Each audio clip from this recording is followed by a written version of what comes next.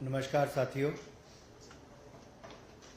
चुनाव दर चुनाव हार और जनता से नकार दिए जाने वाले एक नेता, जिनके नेतृत्व में लगभग 90 चुनाव कांग्रेस पार्टी हारी, उनकी हताशा निराशा दिन पर दिन बढ़ती जा रही है और आरोपों की राजनीति को इन्होंने अपना आभूषण बना लिया है। जब इन्हीं के लगाए गए आरोपों को ऑथेंटिकेट करने के लिए कहा जाता है तो पीठ दिखाकर भाग जाते हैं, शपथ पत्र देने के लिए कहा जाता है तो मुकर जाते हैं। गलत और निराधार आरोप लगाना राहुल गांधी जी की आदत बन गई है। It has become a habit of Shri Rahul Gandhi to make incorrect and baseless allegations और बार बार आरोप लगाने के बाद माफी मांगने का काम और कोर्ट से फटकार खाने का काम राहुल गांधी जी का हो गया है। आप देखिए, राफेल हो, चौकीदार चोर हो, या फिर सावरकर जी या आरएसएस की बात, या फिर पेगासस के मामले, इन सब पे इनको फटकार ही लगी है। कई बार कोर्ट में माफी मांगनी पड़ी। तो कीचड़ उछालो और भाग जाओ हिट एंड रन के मामले राहुल गांधी जी के कई हैं। आज की प्रेस कॉन्फ्रेंस में हाइड्रोजन बम फोड़ने वाले थे, फुलझड़ी से काम चलाना पड़ा, वो भी फुस हो गई। क्या हो गया? इलेक्शन कमीशन ने बड़ा स्पष्ट कहा है कि no deletion of any vote can be done online by any member of public। Online किसी भी वोट को नहीं काटा जा सकता और no deletion can take place without giving an opportunity of being heard to the affected person। तो बगैर किसी की बात सुने उसका वोट नहीं काटते, उस पर निर्णय नहीं करते। 2023 में अनसक्सेसफुल अटेम्प्ट्स की गई, प्रयास किए गए जो विफल रहे, नाम काटने के आलंद असेंबली कॉन्स्टिट्यूएंसी में। और ये इलेक्शन कमीशन ने एफआईआर फाइल करने के लिए ही कहा था इस पर, और मैटर इन्वेस्टिगेट करने के लिए भी इलेक्शन कमीशन ऑफ इंडिया ने ही कहा था। इलेक्शन कमीशन ने मोबाइल नंबर पहले ही उपलब्ध करवा दिए हैं, आईपी एड्रेस अगर दे दिए हैं। अगर मोबाइल नंबर दे दिए, आईपी एड्रेस दे दिए, तो कांग्रेस शासित राज्य की कर्नाटक की सीआईडी ने अब तक क्या किया? और मैं एक ध्यान आपके माध्यम से देश की जनता को बताना चाहता हूं। रिकॉर्ड्स के अनुसार आलंद विधानसभा क्षेत्र ये कांग्रेस के ही कैंडिडेट ने जीती थी 2023 में 10,348 मतों से। तो क्या श्रीमान राहुल गांधी जी, कांग्रेस ने वोट चोरी करके सीट जीती थी? एक बात आज जो राहुल जी ने बातों में मान ली और अपने जवाब में कहा, वो कहते कहते हाइड्रोजन बम एक तरह से फोड़ गए अपने ऊपर ही। वो कहते मैं लोकतंत्र बचाने नहीं आया। राहुल जी कहते हैं लोकतंत्र को बर्बाद करने की तैयारी है क्या? गलत निराधार आरोप बार बार संवैधानिक संस्थाओं पर लगाना, गलत निराधार आरोप बार बार इलेक्शन कमीशन ऑफ इंडिया पर लगाना, कभी ईवीएम पर प्रश्न चिन्ह खड़े करने, कभी वीवीपैट पर करना, कभी चुनावों के नतीजों पर करना, और कभी टूल किट के सहारे भारत के लोकतंत्र पर, संवैधानिक संस्थाओं पर प्रश्न चिन्ह खड़ा करना, क्या ये आदत सी बन गई है? क्या चाहती है कांग्रेस पार्टी? पूर्व प्रधानमंत्री इंदिरा गांधी जी सत्ता का दुरुपयोग करके, अफसरों का दुरुपयोग करके चुनाव जीते हैं तो कोर्ट उनको बाहर का रास्ता दिखाता है। राजीव गांधी जी की हत्या के बाद एक लोकसभा का चुनाव पेंडिंग नहीं होता, 1 महीने तक अगर चुनाव को स्थगित कर दिया जाता तो किस पार्टी को फायदा उस समय के इलेक्शन कमीशन ने दिया? रमा देवी जी, MS गिल, TN शेषन से लेकर ये बाकी सारे इलेक्शन कमिश्नर जो थे, किस पार्टी ने नियुक्त किए और वापस किस दल में गए? कांग्रेस पार्टी में गए। इलेक्शन कमीशन का दुरुपयोग इन्होंने कभी किया होगा? उनको बड़े बड़े पद भी बाद में दिए होंगे, लेकिन अगर निष्पक्षता के साथ भारत का इलेक्शन कमीशन काम कर रहा है तो बार बार राहुल गांधी जी का प्रयास है कि लोकतंत्र पर प्रहार किया जाए, भारत के लोकतंत्र को कमजोर किया जाए, जनता को गुमराह किया जाए, और जिस तरह से बांग्लादेश नेपाल में स्थिति बनती है वैसे झूठ बोल बोल के वहां पे स्थिति पैदा कर दो देश में। मैं एक और उदाहरण आपको देना चाहता हूं। अभी हाल ही में कर्नाटक हाईकोर्ट का फैसला आया, मलूर विधानसभा के चुनाव को खारिज किया है। क्या 2023 में कांग्रेस ने वोटों के गबन के साथ इस सीट को जीता था? इस मामले में कर्नाटक हाईकोर्ट ने भाजपा के उम्मीदवार मंजुनाथ गौड़ा के पक्ष में फैसला सुनाया है। कोर्ट ने कहा, मलूर विधानसभा में मतगणना के दौरान गंभीर अनियमितताएं हुई। क्या फेराफेरी के साथ कांग्रेस ने सीट जीती थी? राहुल जी, जवाब देना पड़ेगा आपको और कांग्रेस पार्टी को।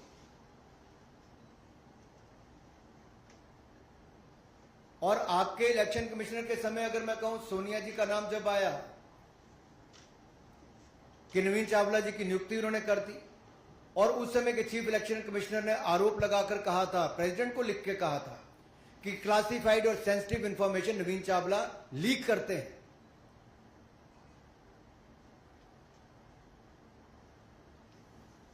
कुछ सवाल आज मैं और पूछना चाहता हूं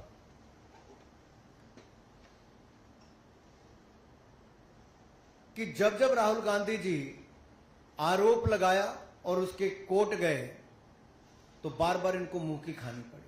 आप सारे उदाहरण उठाकर देख लीजिए, कभी माफी मांगनी पड़ी तो कभी कोर्ट की लताड़ खानी पड़ी। तो क्या इसी डर से राहुल गांधी जी शपथ पत्र नहीं दे रहे हैं? आज मीडिया द्वारा बार बार पूछे जाने के बाद भी शपथ पत्र क्यों नहीं दे रहे? ये आए तो धमाका करने थे, लेकिन ड्रामा करके चले गए। धमाका इनके बस की बात नहीं, ड्रामा करना इनके बस की बात है।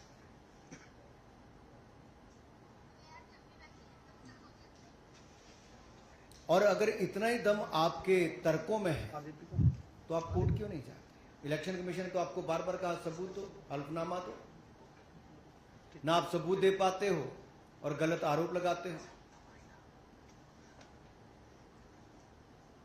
क्या संवैधानिक संस्थाओं को कमजोर करना एक भारतीय लोकतंत्र के प्रति एक बड़ा षड्यंत्र कांग्रेस पार्टी का और LOB leader opposing Bharat Rahul Gandhi ji का है? क्या ये केवल घुसपैठिए वोट को बचाने के लिए है?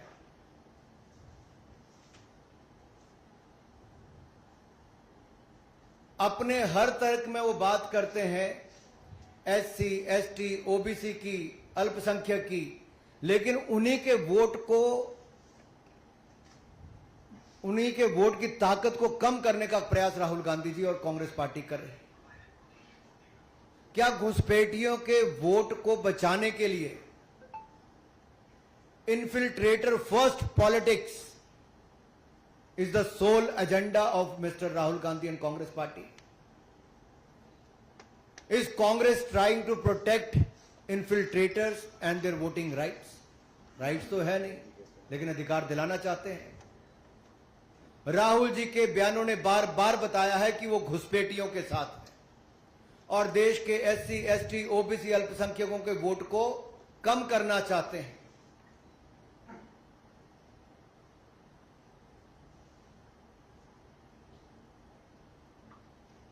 आलम की बात मैंने आपके सामने रख दी।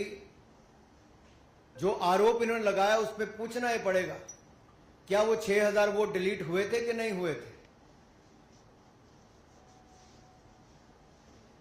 और BR पाटिल क्या कांग्रेस पार्टी के विधायक हैं जो जीते हैं? तो क्या कांग्रेस ने वोट चोरी करके चुनाव जीता है? राहुल जी अराजकता फैलाना बंद करें, लोकतंत्र के खिलाफ षड्यंत्र बंद करें। Your sole politics has become to create chaos, then play victim card, and you are always trying to delegitimize democracy. आप ना शपथ पत्र देते हैं, ना सबूत देते हैं, आप केवल आरोप लगाने का काम करते हैं। इसका मतलब कांग्रेस का भारत के लोकतंत्र में, संवैधानिक संस्थाओं में, इनमें विश्वास नहीं है। केवल अराजकता फैलाना, अनरेस्ट पैदा करना और भारत को डिस्टेबलाइज करने का एक षड्यंत्र टूल किट गैंग के माध्यम से क्या आप लोग रचने जा रहे हैं, कर रहे हैं प्रयास? लेकिन आप जितने मर्जी प्रयास करिए, भारत के लोकतंत्र को भारतीय जनता पार्टी मजबूत करने के लिए हर कदम उठाएगी। और घुसपैठियों को, जिनको आप वोट दिलाना चाहते हो, उन घुसपैठियों को बेनकाब करने का काम भी हम करेंगे। और ये आपकी घुसपैठिए बचाओ राजनीति को भी बेनकाब हमने किया है और आगे भी करते रहेंगे। धन्यवाद। धन्यवाद अनुराग जी। अब एक एक करके आप सवाल पूछ सकते हैं। नीरज जी आप पूछिए। अनुराग जी, मेरा सवाल है, क्या आपको लगता है कि बिहार चुनाव की नजदीक और बिहार चुनाव में SIR का प्रयोग किया गया, तो वहाँ वोटों के ध्रुवीकरण के लिए राहुल गांधी इस तरह की प्रेस कॉन्फ्रेंस कर रहे हैं? देखिए, ध्रुवीकरण कांग्रेस का प्रयास लगातार शुरू से रहा है और ये तुष्टीकरण की राजनीति आज कांग्रेस को इस स्थान पे ले आई कि 2014, 2019, 2024 में भी हारे। मुश्किल से नेता प्रतिपक्ष इनके बन पाते हैं, लेकिन जब पद मिला तब LOP ने उसको LOB, लीडर अपोजिंग भारत का पद बना दिया। क्या कांग्रेस और विपक्षी दलों के पास तुष्टीकरण के अलावा कोई और राजनीति नहीं रही? क्या घुसपैठियों को बचाने के अलावा इनके पास कोई मुद्दा बिहार में नहीं रहा? क्या बिहार के विकास को देखकर कांग्रेस की आंखें इतनी बंद हो गई कि आज वो केवल घुसपैठियों के सहारे बिहार के चुनाव में जाना चाहते हैं? क्या कोई और सहारा इनके पास बचा नहीं है? और आज देख लीजिए, जैसे पहले राहुल जी ने माफिया मांगी है, बिहार के चुनाव के बाद भी माफी मांगने वाले हैं। जी ऐश्वर्या जी।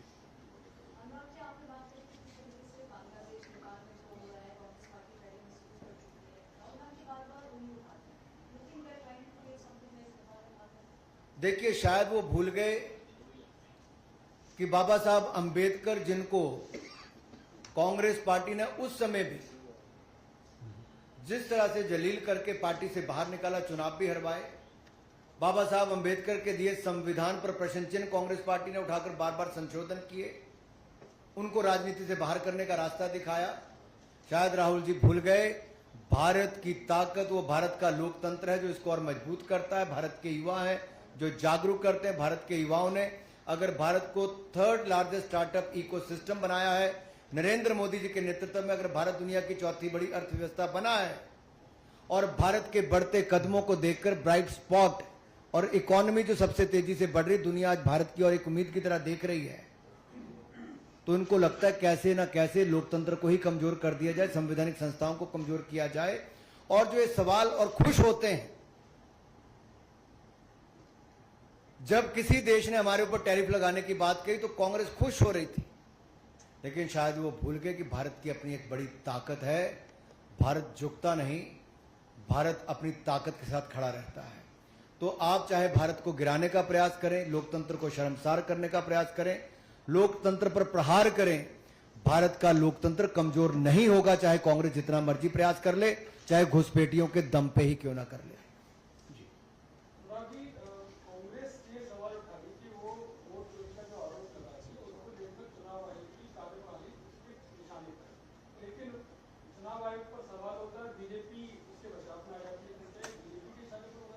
बिल्कुल भी नहीं।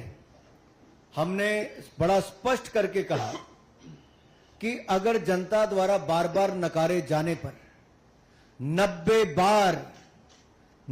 बार जिनके नेतृत्व में कांग्रेस पार्टी चुनाव हार गई, वो आज भी ये मानने के लिए तैयार नहीं कि जनता ने उनको चुनाव हरवाया है, और उल्टा वो लोकतंत्र और संवैधानिक संस्थाओं पर प्रश्न चिन्ह खड़ा करते हैं, तो इसमें बहुत बड़ी दिक्कत है। उनसे मैं यही कहूंगा राहुल जी के लिए, उम्र भर राहुल जी भूल करते रहे, उम्र भर राहुल जी भूल करते रहे। दोष खुद में था, आयोग पर आरोप पर करते रहे, लगाते रहे। जी आप अनुराग जी, मेरा सवाल एक है सेकंड। अनुराग जी, एक तरफ तो राहुल गांधी मतदाता सूचियों की और सारी की सारी जितनी भी चीजें हैं उसकी विसंगतियां उजागर कर रहे हैं, दूसरी तरफ एसआईआर का विरोध कर रहे हैं। आपको नहीं लगता अगर इतनी विसंगतियां हैं तो एसआईआर की जरूरी है? ये तो आपने स्वयं उत्तर ही दे दिया इसमें। तो क्या राहुल जी जब 2 बार चुनाव जीते, 2 जगह से जीते ना, पिछली बार, उससे पिछली बार 1 सीट से हार गए थे, 1 से जीते थे, इस बार 2 सीट से जीत गए। तो जब जीतते हैं तब उनको कुछ नजर नहीं आता है, तब वो ईवीएम भूल जाते हैं, वीवीपैट भूल जाते हैं, वोट चोरी के आरोप भूल जाते हैं, तब जीत उनकी है। अगर हार जाए तो इलेक्शन कमीशन दोषी है। हाँ, और एसआईआर से किसका भला होगा? जो जेन्युइन वोटर है, चाहे वो किसी भी जात, किसी भी धर्म, किसी भी क्षेत्र से आता होगा, जिसका वोट का अधिकार है, उसको वोट मिलता है। तो यहां गरीब और अमीर, किसी भी जाति, किसी भी धर्म के व्यक्ति का एक समान अधिकार है। लेकिन अगर आप देश से बाहर से जो घुसपैठ करके आए हैं, अगर राहुल गांधी जी विपक्ष के साथ मिलकर उनका वोट बनाते हैं, तो भारतीय वोटर के वोट का नुकसान करने का प्रयास करते हैं। तो देश को यह देखना है राहुल गांधी जी घुसपैठियों के साथ क्यों खड़े हैं। राहुल गांधी जी देश को जवाब दें, घुसपैठियों के साथ इनका क्या नाता है। राहुल गांधी जी देश को जवाब दें कि भारतीय लोकतंत्र के ऊपर बार बार प्रहार क्यों करते हैं। राहुल गांधी देश को जवाब दें कि इलेक्शन कमीशन को बार बार बदनाम करने का काम क्यों करते हैं। जी राहुल गांधी ने कई मंच पे और कई वीडियोस में ये कहा है कि अगर मैं वोट चोरी का आरोप भारतीय जनता पार्टी के ऊपर लगाता हूँ, प्रधानमंत्री के ऊपर लगा रहा हूँ और खुद चुनाव आयोग के ऊपर लगाता हूँ, जो कि उनके वेबसाइट से लिया गया डाटा है, तो ये मेरे ऊपर कार्रवाई क्यों नहीं करते, मेरे पर एफआईआर क्यों नहीं करते, क्यों ये प्रेस कॉन्फ्रेंस करते हैं, मेरे पर एक्शन ले। देखिए, राहुल जी ने आज स्वयं माना है कि वो भारतीय लोकतंत्र को बचाने नहीं आए। तो मंशा उन्होंने साफ कर दिया कि उनका भारत में कोई इंटरेस्ट नहीं है। भारत के लोकतंत्र में राहुल गांधी जी का कोई इंटरेस्ट नहीं है। भारत के लोकतंत्र जो बहुत मजबूत है, क्या उसको कमजोर करने में उनका इंटरेस्ट है।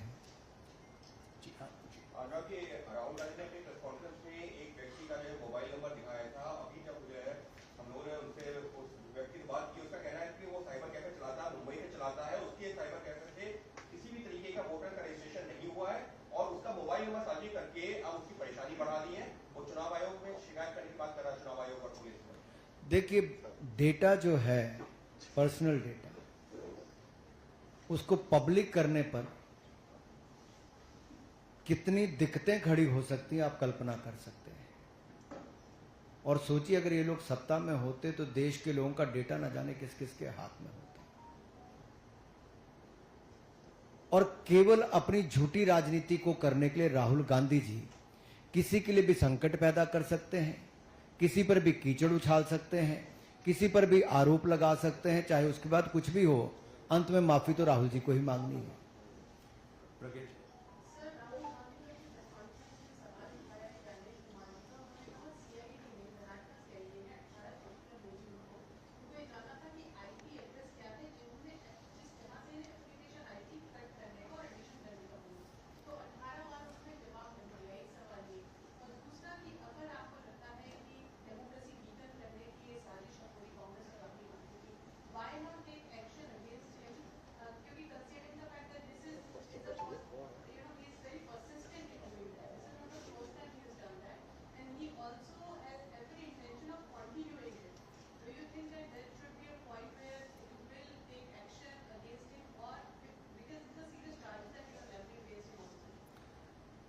देखिए, कुछ लोगों को झूठ बोलने की आदत पड़ जाती है, कुछ लोग ढीठ हो जाते हैं, कुछ लोग माफ़ी मांगने पे भी एक बार होता है, माफ़ी मांगी फिर मांग लेंगे, इनकी आदत बन गई है। और देश ने इनका असली चेहरा देख लिया है कि ये केवल ड्रामा करने आते हैं, धमाका करने नहीं। ये केवल आरोप लगाने आते हैं, शपथ पत्र देने नहीं।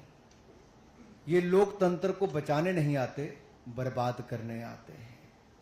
ये केवल अपना टाइम पास करने आते हैं, बाकी टाइम तो कहीं और भी जगह बजा के बिता लेते हैं। एक आखिरी प्रश्न लेते हैं कमलेश जी। अनुराग जी, पहले राहुल गांधी ने आरोप लगाया था वोट एडिशन का, अब वोट डिवीजन का आरोप लगा है। तो खाली होता है कि इस तरह की इंक्वायरी सेटअप हो जाती है, तो पानी का पानी हो जाता है, लोगों को मतलब भ्रम नहीं होता। मैं आपसे पूछता हूं, अगर 2023 में अटेम्प्ट हुआ वोटर डिलीशन का और उस पे इलेक्शन कमीशन ने ही मोबाइल नंबर और आईपी एड्रेस, जो प्रज्ञा जी का भी सवाल था कि मोबाइल नंबर और आईपी एड्रेस अगर इलेक्शन कमीशन ने पहले उपलब्ध करवा दिए तो कर्नाटक की सीआईडी को क्या उसकी जांच करनी चाहिए? अगर ऐसा है तो किसकी जिम्मेदारी है? और नहीं हुई तो क्यों नहीं हो पाई? अगर ये सारे बात तो इलेक्शन कमीशन इसका जवाब देगा। मैं तो केवल आपके लिए इसलिए कह रहा हूं कि आखिरकार इलेक्शन कमीशन ने अपना काम कर दिया, और अगर इलेक्शन कमीशन ने कहा कि ऑनलाइन किसी का वोट नहीं कट सकता और बगैर किसी को पर्याप्त समय दिए और उसकी बात सुने बिना उसका वोट नहीं कट सकता, तो फिर राहुल जी जो आरोप लगा रहे हैं वो निराधार है। इसीलिए वो शपथ पत्र एफिडेविट देने से घबरा रहे हैं।